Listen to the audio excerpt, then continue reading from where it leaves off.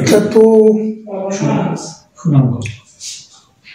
একটা পূর্ব পরিকল্পিত রাজনৈতিক উদ্দেশ্য প্রণোদিত পূর্ব নির্ধারিত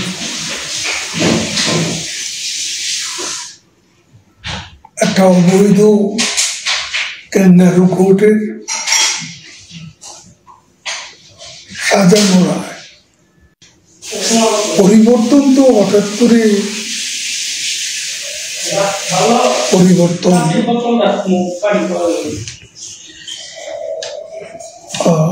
আসে না, এটা ইমিডিয়েট একটা ইম্প্যাক্ট আছে, যেটা একটা সুদূর প্রসারী আফটার ইফেক্ট আছে।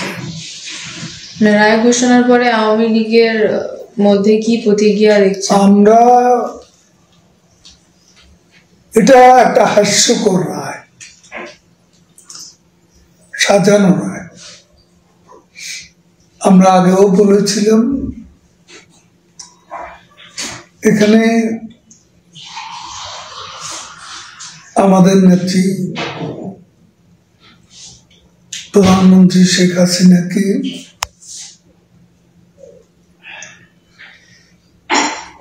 আত্মপক্ষ সমর্থনের কোন সুযোগ দেওয়া হয়নি এবং এই রায়টা ছিল এ ধরনের ঘটনা বোধ কোন দেশের মামলার রায় ইন অ্যাবসেন্সিয়া মৃত্যুদণ্ড দেওয়া, এরকম একটা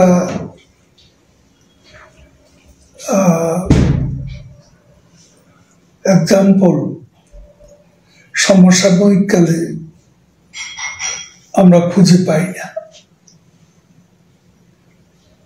আওয়ামী লীগ এ রায় ঘৃণা ভরে প্রত্যাখ্যান করে এবং আমরা এই আলোকেই স্টেটমেন্ট করেছি, আমাদের ইমিডিয়েট প্রতিক্রিয়া দিয়েছি। আমরা আমাদের নেত্রীকে চিনি, তিনি এ ধরনের ভার্ডিক্টের পরোয়া করেন না। তার বিরুদ্ধে এবং জাতির পিতা বঙ্গবন্ধু বিরুদ্ধে অনেক ষড়যন্ত্র হয়েছে অতীতে।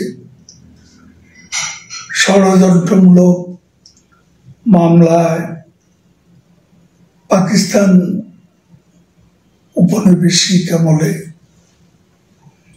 সে বঙ্গবন্ধুকে ফাঁসি দেওয়া হয়েছিল, এমনকি তার জন্য জেলের অভ্যন্তরে কবর খোঁড়া হয়েছিল। তো সেখান থেকে তিনি মুক্তি পেয়ে জাতির পিতা হিসাবে